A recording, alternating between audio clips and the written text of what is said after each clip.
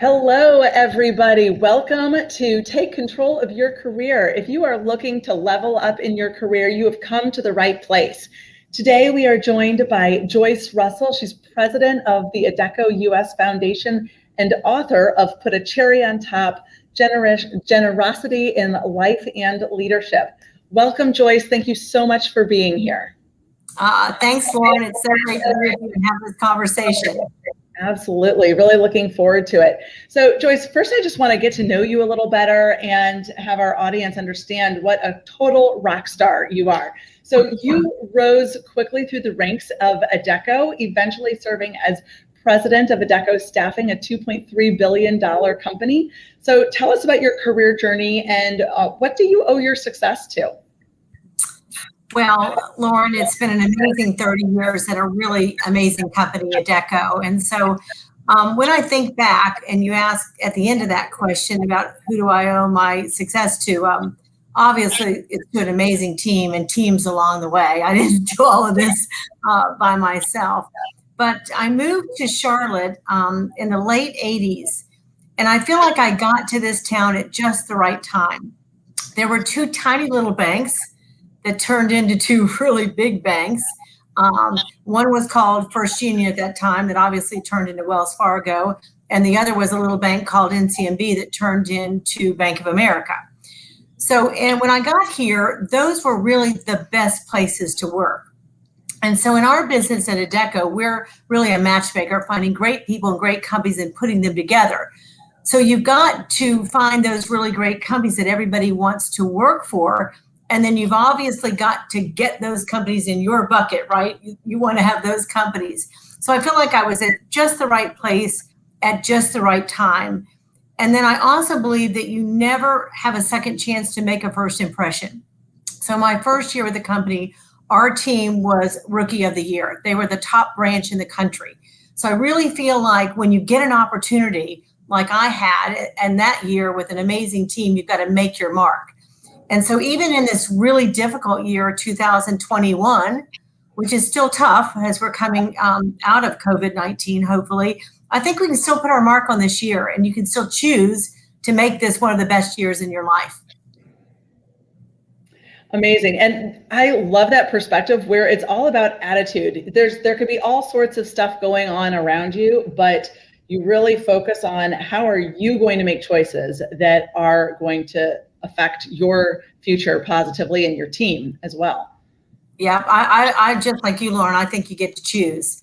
And right now I'm choosing to make this a great year in the foundation and a great year for Adecco. Absolutely. Okay, so your current role as president of the Adecco Foundation, you are really at the forefront of thinking about the employment landscape of the future. So looking ahead, what do you see as critical for skills for leaders to get to those executive ranks? And maybe also just give us a little background on what is the Adecco Foundation? Yeah, so I spent about 32 years in the business, right? Running the second biggest business unit in the world for Adecco. And then I had this amazing opportunity. We sold a company and we wanted to take some of that money and put it in a foundation, a nonprofit foundation. So today I run the Adecco Group US Foundation, which has three pillars. One is upskilling and reskilling, huge conversation right now about what future skills are going to be needed, which we'll talk about. The middle pillar is around equity and equality, huge conversation going on right now. So that's our middle pillar. And these are pillars we picked 2 years ago. And the third is giving back in our local communities. And so many charities in the local communities need our help right now. And so we each can make an impact. And that's also so important for the people who want to find those great places to work. That's important for that corporate social responsibility as well. Absolutely. I think purpose is a huge connection to work right now. And so we're focused on that purpose. But if we think about the skills, and there's been a huge conversation around that, and we have an academy where we upskill and reskill free for the future workforce skills. But there's a conversation that I think is not being had around skills. I think we talk a lot about the IQ skills, which is the digital skills right now that we all know that we need to beef up on and get so much better. I mean, look at how we're communicating now. We never did Teams or Zoom or all of this, and we're all getting really good at that. But I think where we really need to focus is more on the EQ skills. because I say all the time that your first promotion is pretty much 100% on your IQ skills, your technical skills to do the job. As you move up in that ladder, and Lauren, you talk a lot about this in your career progression, your EQ skills are where you really need to focus. And if you think about the past year, what EQ skills would you have really needed to brush up on and continue to need to work on? And that's your communication skills, right? Also, empathy, huge conversation around empathy, resilience. And so I think that the EQ skills is not, and people call them the soft skills. I don't think they're soft at all. I think they're actually the hardest skills, or the human skills are the most important skills. So I think you have to figure out which muscle you need to work on right now in the EQ framework. One of the things that I did, Lauren, early on, this is March of last year, I said, this is a danger zone we're going into. I, like you, got stuck somewhere for a while.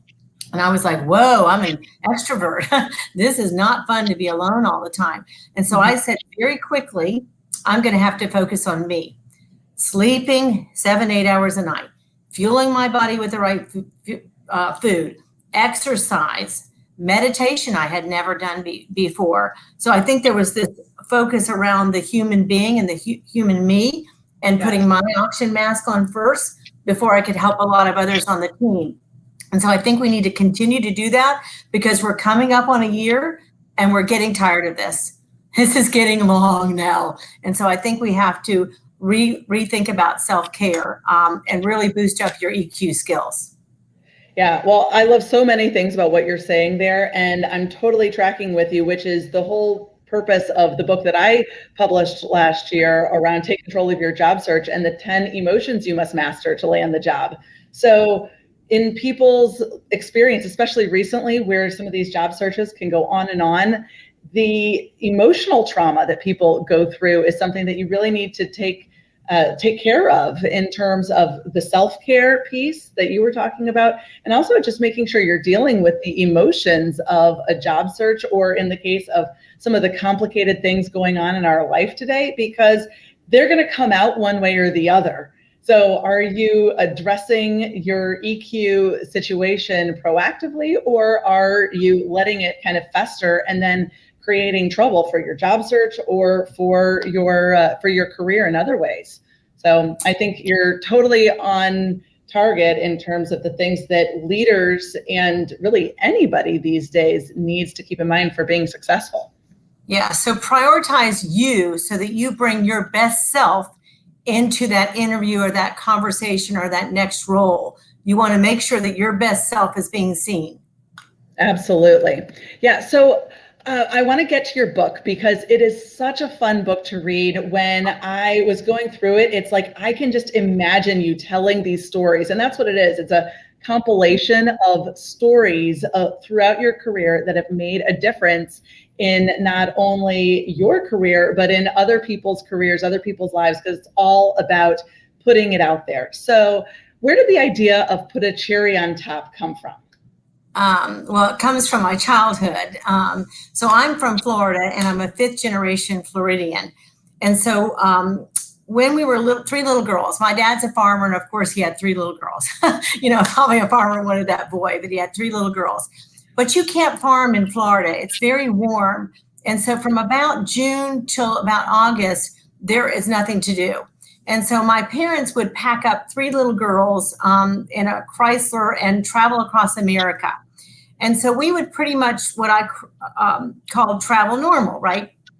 6-7 hours on the road. And then that night we were staying in Holiday Inns where children stayed and ate free and swam in the pool, etc. But every 3rd or 4th night, Lauren, there would be something amazing. We would be pulling into a 5-star hotel, the Broadmoor Hotel in Colorado Springs, where you could ice skate in the summer. Now, little Floridian girls, that's magic. Or we'd be going up the East Coast. We'd be pulling into New York City and put on our very best clothes to go to the Rainbow Room that night. So what I began seeing as a 4-year-old, 5-year-old, 6-year-old, 7-year-old is these cherry on top moments, this where my mom and dad would take extra care and extra thoughtfulness to make us have an experience. And so what I did is when I came to Adecco is I wanted to put that same kind of concept into the experience that we had with our associates, the experiences that we had with our candidates, and the experiences we had with our colleagues. And I think it's those experiences that really bond us to a company. And so it's always taking that extra care to think about what would Lauren want today if we're going out for a team lunch for her birthday. We know Lauren doesn't eat cake, so maybe we'll have this amazing fruit plate. You know what I mean? So it's just really thinking about that experience for the person. And then I always say, how do you do it? And then put a cherry on the top. So that's how we really had the philosophy and grew the business from 300 million to 20 billion. So the philosophy works both personally and professionally. Exactly. Well, and that's the same thing with the EQ that we were talking about. A lot of these things, it's like, how does it all blend between the personal side and the professional side? The things that make you excellent as a leader also make you excellent as a parent, as a spouse, all of the above. Yeah. My kids always say something to me, Mom, you just care more than others. I said, well, maybe that's true. I do care because I think those moments you don't get back. And so you want to take care of those really special moments and then try to do them just a little bit better. So the person is, that was super thoughtful. I mean, we just had Valentine's Day and, I made sure, my people are all remote now, that they got a Valentine. I mean, just little tiny things. But Saturday, that means that I went to the Valentine store, picked it up. I went, maybe got a gift card and stuck it in there, and then a super little note, just little tiny things. Emotional deposits in a bank account. Yes. And it reminds me of a quote that I saw the other day that I just love, which is, people don't care how much you know until they know how much you care. And that's the kind of thing that bonds you to a leader, to a company, all of the above. Yeah. I love a quote by Katharine Graham: to love what you do and know that it matters, how could anything be more fun? And that's the way I feel every day working in the foundation office. Awesome. Well, I know you're so passionate about service, and that's very much a how can you give people a cherry on top experience. So you have a chapter in your book called Service Never Goes Out of Style. So why is service so important to you? Well, I don't think everyone's focused on service right now. And so we really had three pillars in the business: the quality of the product, the service we were going to deliver, and then the value. And so I always said, that's the cream filling, that's service, right? We can really dare to be different in the service. And so there's a story in the book. And the reason that I love the book is I tried to give every secret that I'd learned in 30 years of growing the business and stick it into the book. And one of the things that other people don't want to do is be generous with that knowledge. They want to hog it or keep it or not share it. And I was the opposite. I wanted to make sure it was in there. So the story about service in the book is a hotel in Cary, North Carolina, which is Raleigh-Durham. It's the Umstead story.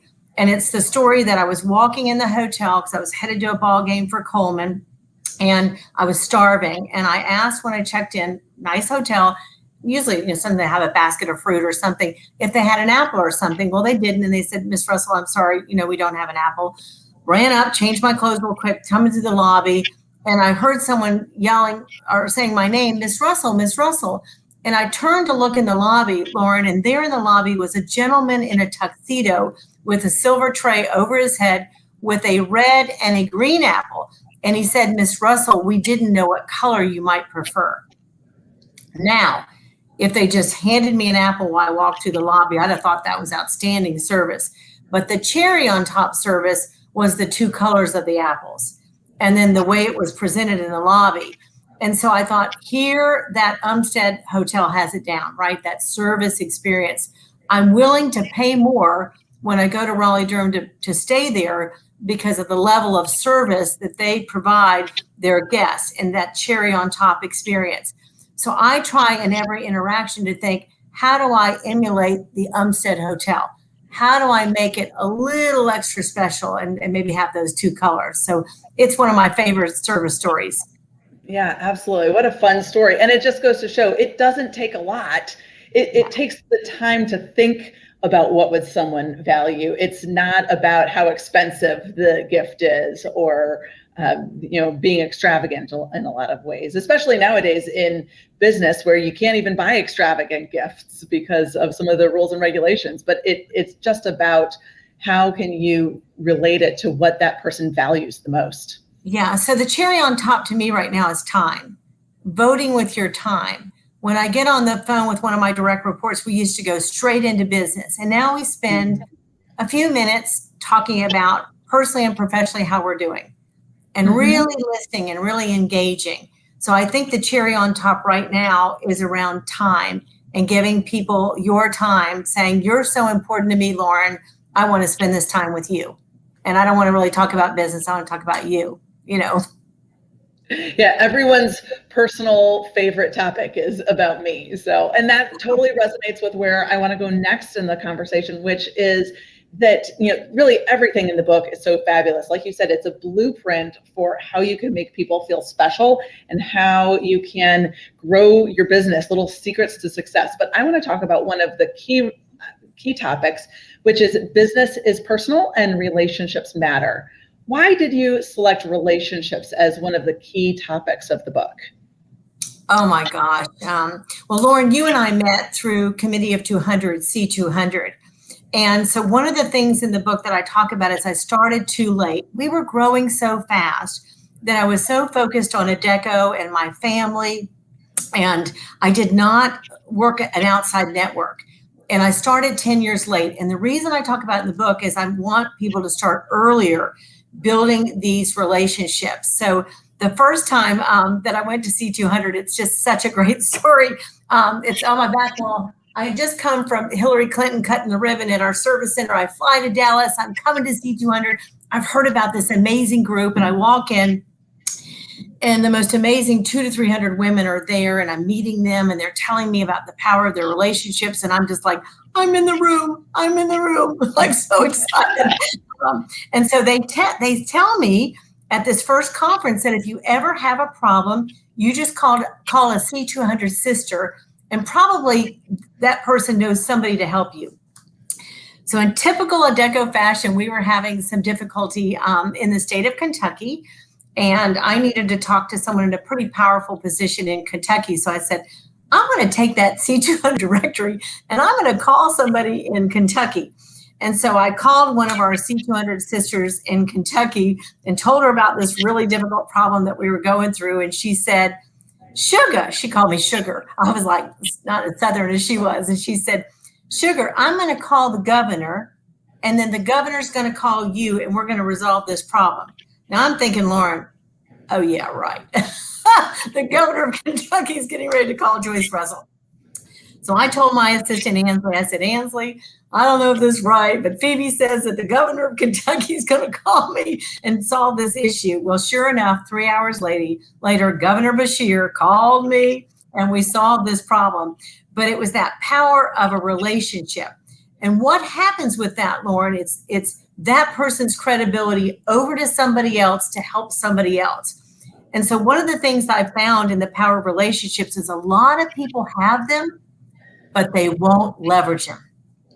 They won't call Lauren to ask for a favor for somebody else. And what you've got to do is be brave enough and have the personal courage to do that, to leverage that relationship, potentially ask for that order or ask for that favor. So I want people to not only build the relationships, but have invested enough in those relationships that they can ask for something and be brave enough to leverage that relationship. So that's what the chapter talks a lot about. That is so important, especially for women in business, whether you're looking for a job or you're looking to grow your career.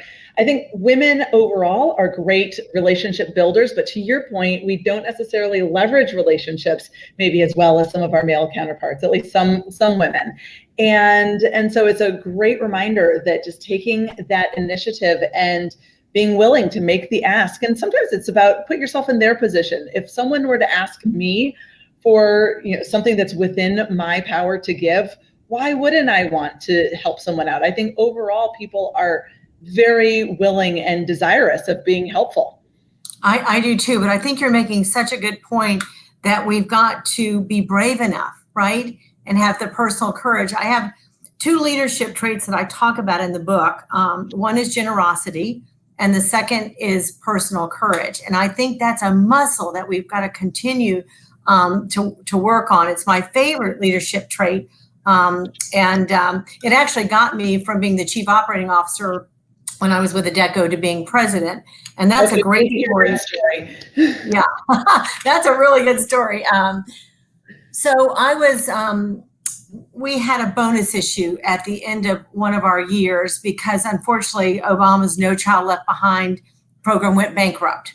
And we were supplying staff to that and helping with that. And so it was a pretty big write-off for us, but we were happy to support that program.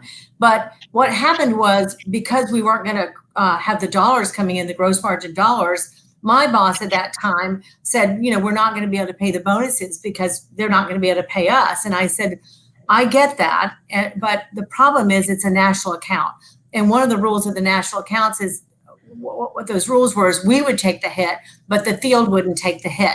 And so he said, I know, but there are no dollars to pay, Joyce. And I was like, I get that, I know, but we made that rule. So he turned to the CFO at that time and he said, I want to know, do you think Joyce is correct or do you think I'm correct? Well, of course, the CFO was going to back the CEO because there were no dollars coming in for that. And he sat there and he looked at me and he said, I understand that we don't have the money because we didn't receive the receivables, but Joyce is correct that that was the rule and the policy. And so she is actually correct. And she stood up against me. Stood her ground to me and to you, Stephen. And I need marketing and communications in here right now. We will announce her as president of the company tomorrow. And so that literally, that personal courage, it still gives me goosebumps when I tell the story because I was so scared. But I knew we were doing the right thing because that was our credibility as a leadership team on a policy or something that we put into the field. Then the field saw that even when we didn't have the money, that we had made a policy, thus those people would still be paid. And so it just gave us so much credibility as a leadership team. In the most dire times, we will always make the right decision. And that's how I moved from chief operating officer to running the company for the next 14 years. So really making the right decisions all the time and using that personal courage muscle. Yeah, what an amazing story. I love it. You call it personal courage. Another piece that I think is so critical to that is trust and making sure that people will not follow you if they don't trust that you will take care of them. And you put your neck on the line in a difficult situation, but you also recognized not only the fact that you needed to make good on your word on the policy, but that you were standing up for your people, which is one of the things that I just love about you, Joyce. Oh, thank you. Well, we also were really fortunate because we retained Lori, we retained Bob, we retained everybody. And, turnover of outstanding people is extremely costly to a company. And so we always have voted first for our people. We know that we're in the people business. So if you don't have the very best people in the people business, then you're going to lose. So we wanted to keep the very best people. And so I knew Bob and Lori and the team were the very best. And so I was going to lay my body over them. Amazing. So thank you for that story. But that also highlights one of the really interesting points that you bring up, which is also about having a great relationship with your boss. So you had an interchange there that made you feel a little uncomfortable, but you powered through it. But you talk about the importance of managing your relationship with your boss really intentionally. Tell me about that. Yeah, it's a chapter in the book that I don't think anyone's ever written about. I've never seen it in a business book. Is I always say your boss is your best customer. I also think it's really important, Lauren, and you talk a lot about this job search, not only picking the right brand and the right company, but the right boss. The boss is the seeker, right? It's almost like picking a mate, in marriage. I've had lots of bosses at Adecco, and I've gotten to learn so much from each one of those mentors and leaders. But I tell a story in the book about a customer, a really big customer that I was having lunch with. And he said, oh, there's something about my boss. And I was going, danger, danger, danger. I'm thinking, Kurt, you're saying you don't like your boss. And I'm thinking she probably doesn't like you. And so I really think that there's that kind of synergy that if you've got this groove going with your boss, that the boss feels pretty good about you. And if you feel like there's something going on there that you're not connecting, you have to own that. Do not think that the boss needs to own that. You've got to fix that. You've got to own that. And so one of the very best stories is, we've had lots of acquisitions at Adecco, and one of the acquisitions was MPS Group, and Bob Crouch came in as the CEO, and Bob was told, oh, don't bother Joyce. She's got everything going on. Go over here and fix these things in the business. So I immediately reached out to Bob and said, hey, Bob, I'm Joyce Russell. I run the staffing business for you, and I want to get to know you. He said, well, I want to get to know you too, but I think you've got things going pretty good over there, and I'm going to go over here. And I said, no, we've got our superstars, and I want you to come and be a part of it. So what I was doing, Lauren, even though he didn't feel like he needed to focus on my piece of the business line at that time, maybe there's some other things going on, I really reached out to Bob and wanted him to connect to the business so that he could get to know my people, because I wanted Bob to vote with his time and my people to see that the CEO was interested in our business as well. So I have always owned that relationship and made sure that I develop a strong relationship with that boss, not thinking he's got or she's got to do that with me. Yeah, that's a great point that I make in a slightly different way, where sometimes I say that you have to be the CEO of your own career. So you can't let someone else own your own destiny. And this is a perfect situation of take control of that relationship and figure out, how do you want to craft that, and how are the areas that you can that you can make sure that your boss is understanding the value that you're bringing as well. I think that's a tremendous point, and one that you're right. It's not brought up nearly enough in business, and I think you're spot on bringing it up. And I was on the phone the other day with one of our good friends, Shelly, and she gave me a trick here that I'm just going to share with everyone. You sometimes never know when that boss is going to call. And so if you've got something beside your phone or in your notes or something in your phone about something awesome that's happened that week, so that if Joyce calls, we want that experience every time Lauren, the boss, calls Joyce, that's a positive experience. You know what I mean? That you've got something to share that happened that week. Oh my gosh, Lauren, I'm so glad you called. I just want to let you know that I talked to so-and-so or something. And then the other part of the boss thing, if there's a surprise or something not great, don't not tell them. You want that trust with the boss. And if something's difficult, you're going to call that boss and tell them so that they don't hear around the other side. So no surprises to bosses. And then make sure you've got a couple of little tidbits of things that have happened that week that you need to share with him or her. And they're right at your fingertips. I love those tidbits there. Great actionable ideas that people can take straight from this conversation and implement with their boss later today or tomorrow. So thank you so much for this wonderful conversation, Joyce. Tell us where people can find the book. Put a cherry on top. It's exclusive at Amazon. That big company, Amazon, you can only have one place to get it. So it's on Amazon. It's paperback, and I hope everyone gets a copy. And I'd love to share more with you at a later time, Lauren. Thanks so much for having me. Thank you so much for joining us. And it's a great read. I highly recommend it, everybody.